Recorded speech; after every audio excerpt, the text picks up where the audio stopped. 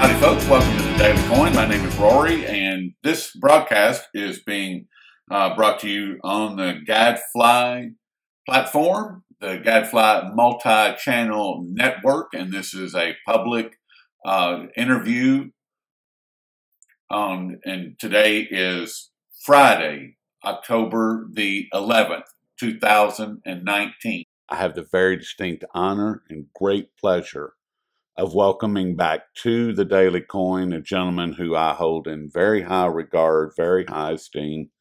He has taught me so much about the gold and silver market I can't even begin to tell you. He is a brilliant analyst. He has authored several books. He's brought technologies to the gold market that were cutting edge and out in front of the crowd. And I'm speaking of Mr. James Turk from Gold Money. James, welcome back to the Daily Coin. Rory, it's always great to be with you, and thank you very much for those very kind comments. Well, they're true. I mean, I quote you all the time, and one of the things that you taught me very early on was that gold is a barometer or a thermometer of the health of the economy. And the higher that gold goes, the sicker that the economy gets. And I learned that from you. And it's the truth. And it is part of the reason, maybe the number one reason, that the criminal banking cabal is so interested in keeping the gold price suppressed, which we're going to get into in just a minute. But I'm what you've taught me over the years has been incredible. So I'm really grateful for you and for taking time out today. I want to get your take with the Federal Reserve, the ECB, the European Central Bank. Brexit is a couple of weeks away. The Middle East is continually in an uproar, has been for the past decade or more. With all of these different things going on, I mean, gold and silver should be going higher. And today's is a great buying day, or a great day to acquire both of the metals because they're getting a smackdown. And we're recording this on Wednesday, October the 10th.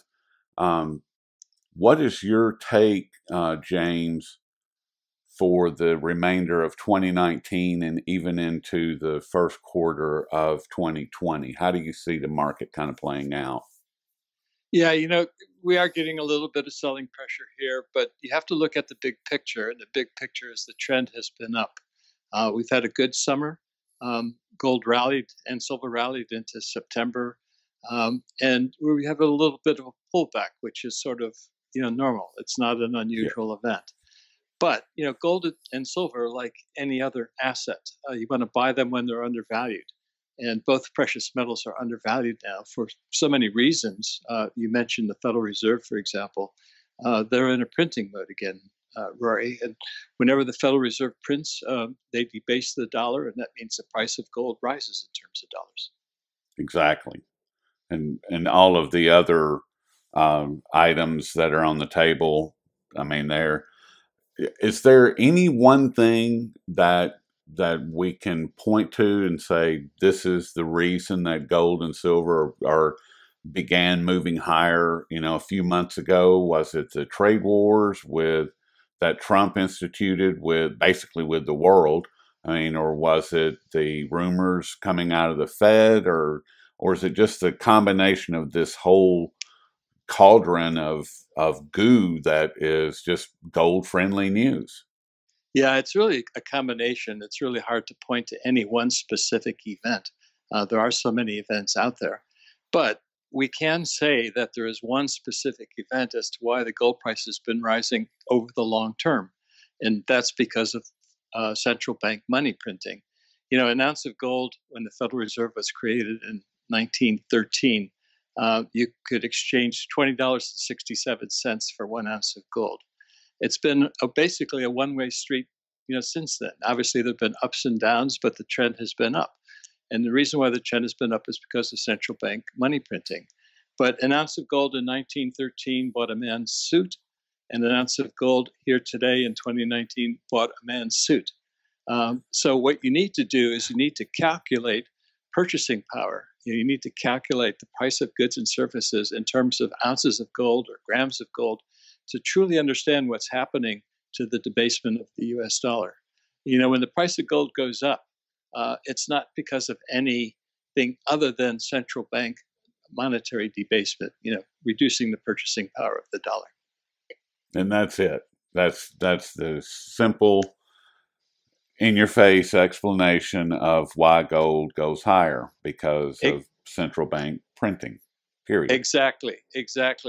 And if you want to save money, and everybody should be saving money, you should be saving gold or silver, or silver, but don't save dollars. Gold and silver preserve your purchasing power over long periods of time. That's what savings is. James, but they don't pay interest. They don't pay interest. Nor does the dollar and most fiat currencies in the world today.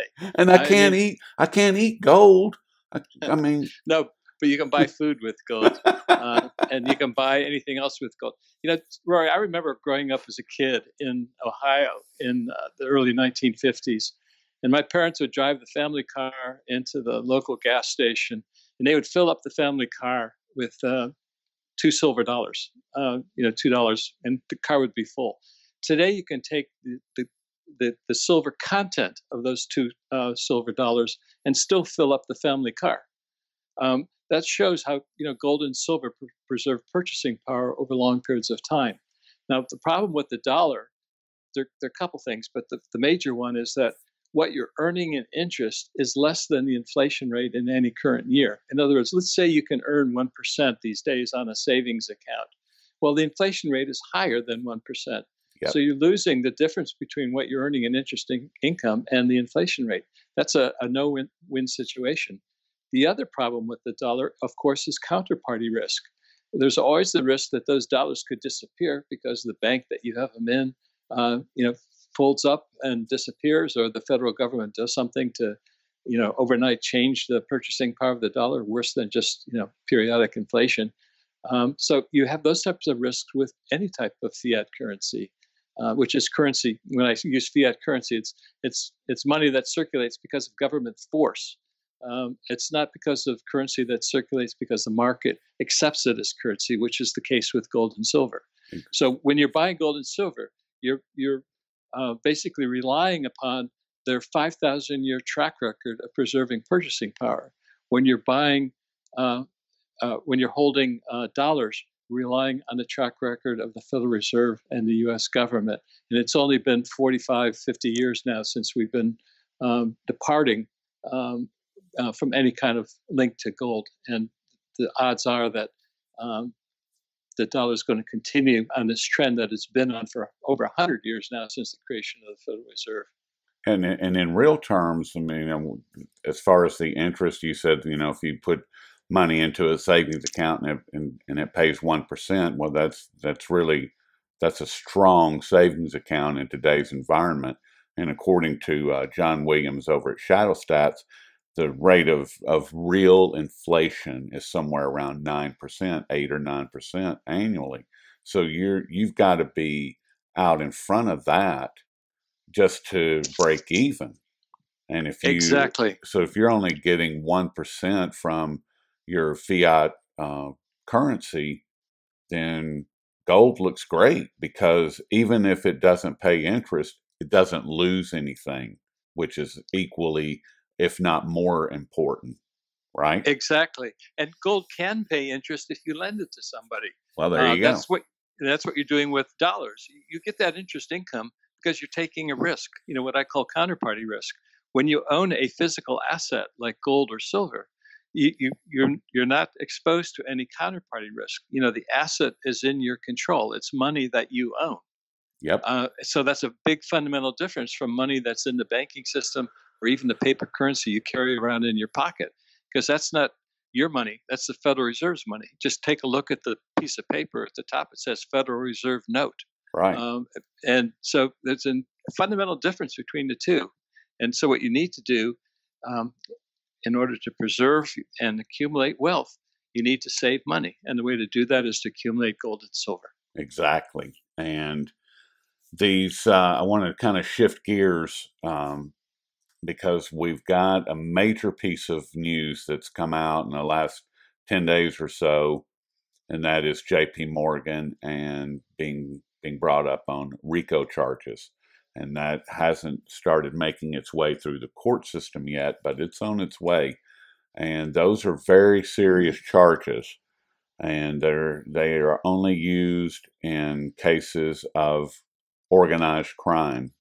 And that's what the federal government is now saying, that JP Morgan is in fact a criminal organization because of their gold and silver manipulation. And what impact do you see this having, A, on JP Morgan as an institution, B, on the gold and silver markets? Well, yeah, first of all, that's why they call them banksters, Exactly.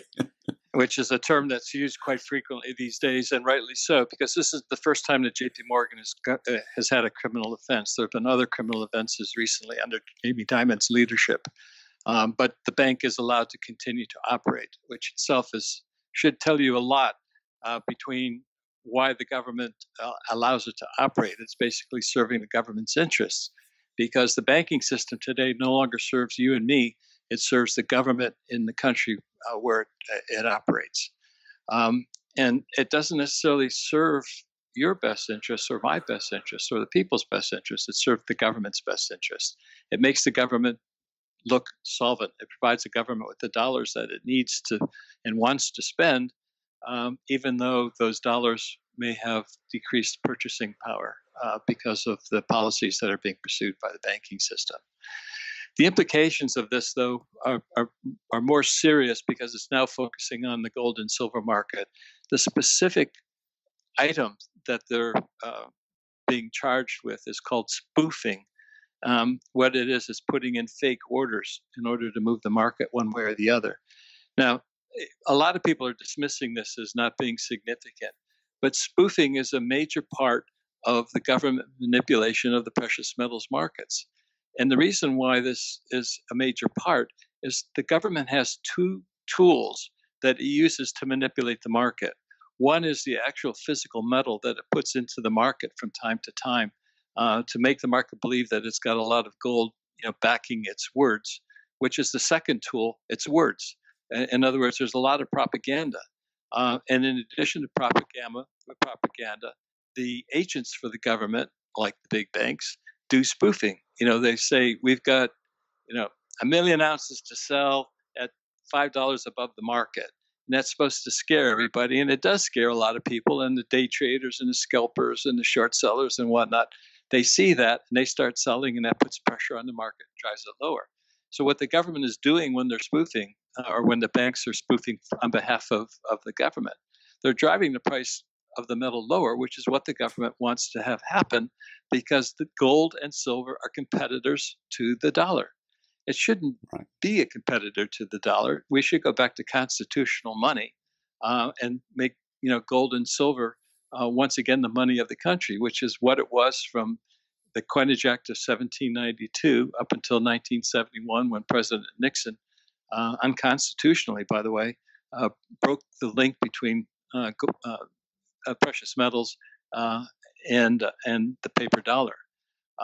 But you'll recall, President Nixon said it was only a temporary change. But here we are, almost 50 years later, and that's a long time for it to be a temporary change. Yes. But eventually, we'll either go back to constitutional money, or there's going to be total chaos. And let's just hope that the politicians have the wisdom to eventually take us back to constitutional money. Well, that's a tall order, that for politicians to introduce wisdom into anything, especially into what it would have a direct impact on their lives, not ours, but their lives. And so I'm not really, call me cynical if you will, but I just don't see Yeah, it. I'm cynical too, but the consequences are too horrible to think about if we don't go back to constitutional Well, money, that's because then true. we're talking potentially civil chaos and all kinds of things. I mean, look at other countries around the world that abandon sound monetary principles. Obviously Venezuela is just the recent case, and don't think it can't happen in the United States. It's happened in major countries around the world before.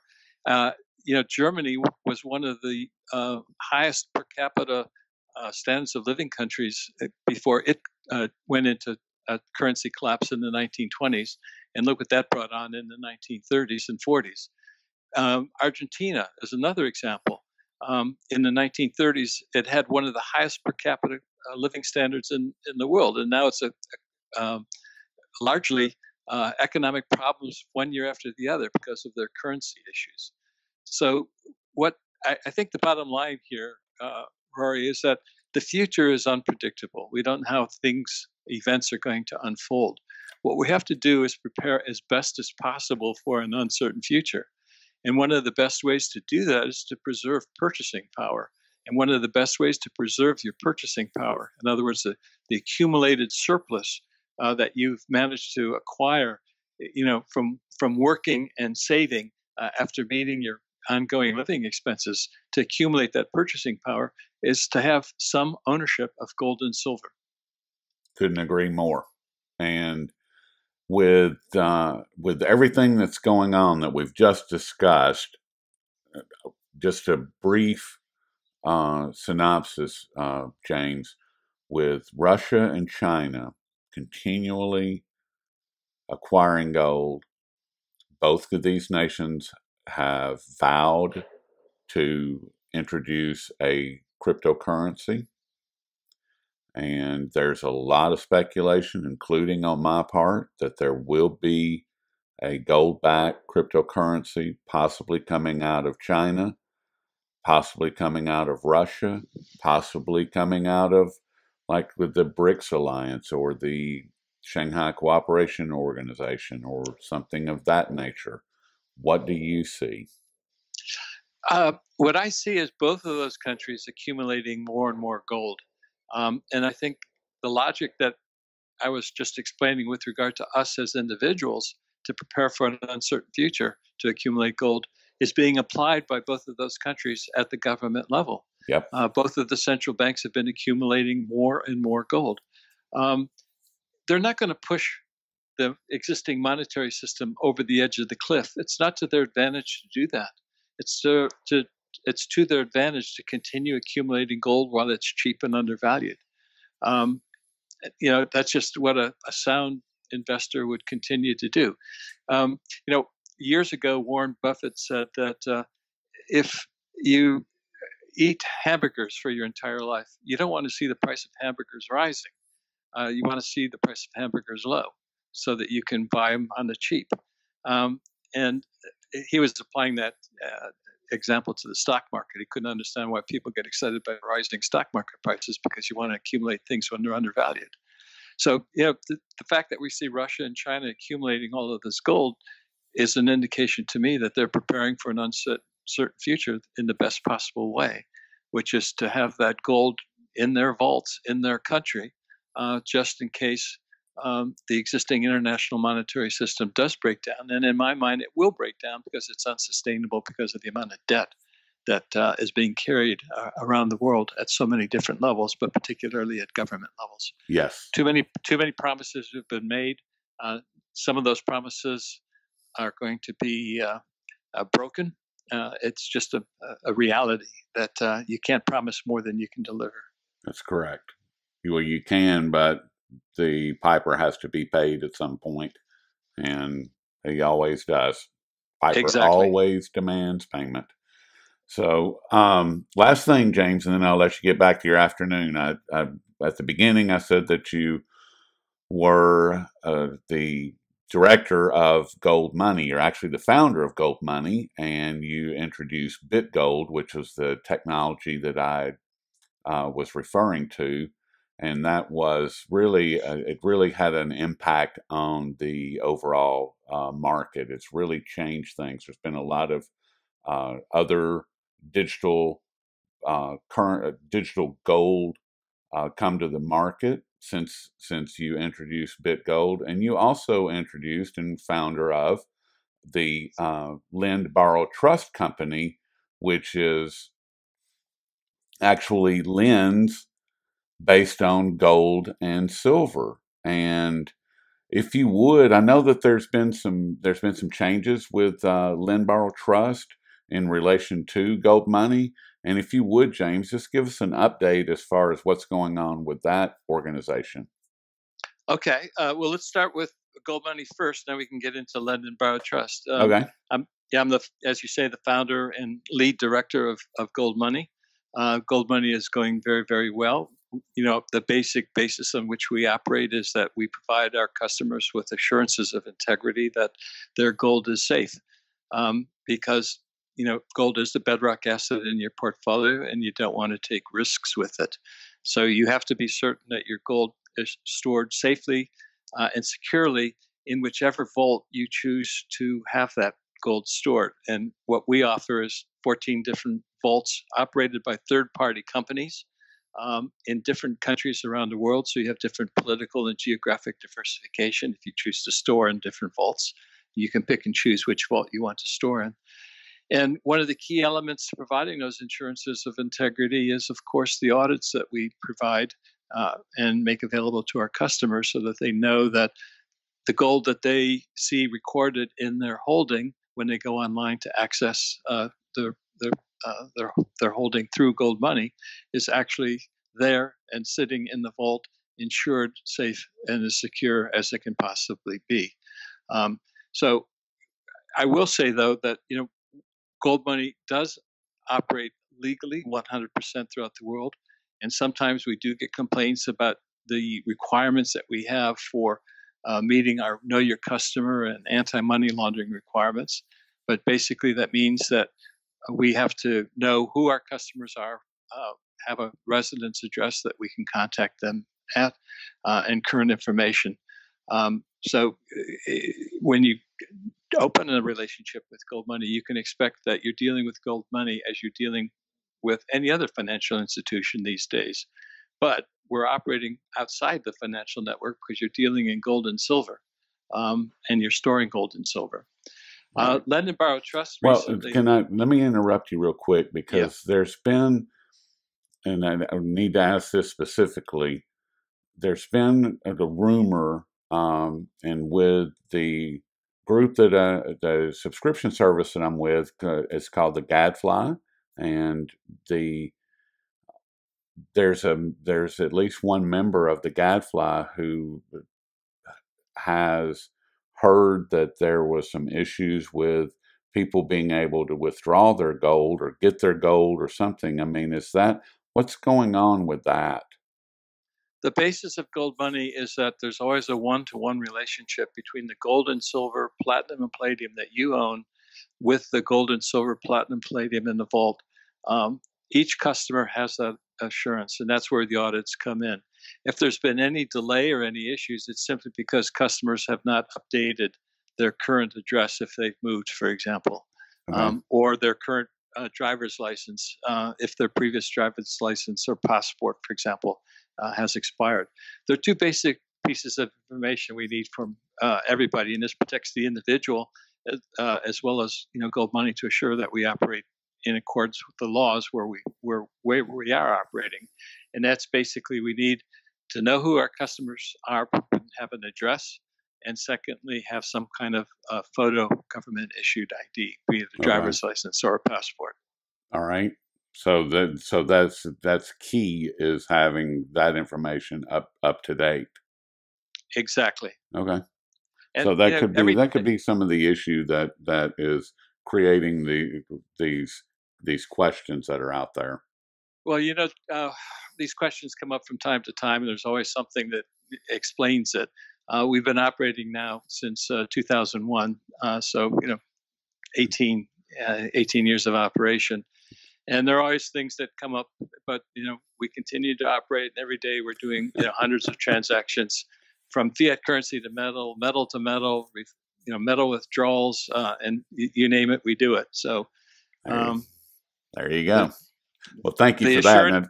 And what's going on with lend and borrow trust? What's what? I know that there's some things shifting and moving and getting on over there. So what's happening there? Yeah, there's some good news there. Lend and Borrow Trust has now been acquired by Gold Money. It's now a 100% subsidiary. And one of the things we're working on, Rory, is to make it easier to move back and forth between Gold Money and Lend and Borrow Trust. And Lend and Borrow Trust, just to briefly explain what it does, it serves both borrowers and lenders. If you have gold and silver in Gold Money, you can borrow against that precious metal. Um, Up to 75% of the value of the gold and up to 65% of the value of the silver. And if you're a lender, and this is an important point, in other words, if you have some fiat currency and you want to earn a fair rate of interest, you can actually lend to other gold money customers who are borrowing against their gold and silver. And so you can earn whatever the market is at any moment in time. If it's 4% or 3% or 5%, if somebody's willing to borrow at 5% and you're willing to lend them money for the period of time that they want to borrow and earn that 5%, you can do it through Lend and Borrow Trust. So what it is it's a natural outgrowth of our existing business, because it's not just storing gold and silver. You can now borrow against your gold or silver, or if you have fiat currency and you want to earn a fair rate of interest on that fiat currency, or an interest rate that's determined by the market and not by the central bank, you can do that through Lend and Borrow Trust. That's pretty cool. I mean, because now people can't say, well, gold and silver doesn't pay interest. Well, actually, it does. It can do. That's exactly right. So you still can't eat it, but you can't eat fiat currency either. So doesn't matter. And we all need money because we live in a capitalist society where we interact with one another to improve our situation in life as we go about fulfilling our needs and wants, and we do that with money. And it's unfortunate that the money that we use today is a fiat currency that loses value, but fortunately, gold and silver are still there, and people can still buy and sell, gold and silver, and save gold and silver if they want to accumulate their purchasing power for the long term. Exactly. And I think there was one, and this is the last comment that I have, James, and then I'll let you provide your last comment. And I think that you taught me also is that, well, it's gone. So I'll erase that. Okay. What are you? Do you have any final thoughts for the audience, James? Yeah, gold and silver are rising this year for a reason. The reason could be, the mountain of derivatives out there. It could be the spending spree by governments around the world. It could be the financial repression by central banks forcing interest rates around the world in many, many different countries uh, below zero. So you now have $17 trillion worth of assets at negative interest rates. It's a crazy environment and world in which we live.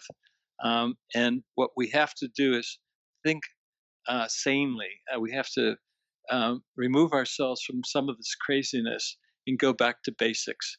And if you look at monetary history throughout the 5,000 years that gold and silver have effectively and safely served the role as money, one has to assume that given this uncertain future we face, gold and silver will continue to serve effectively as money for the foreseeable future. Yes, they will.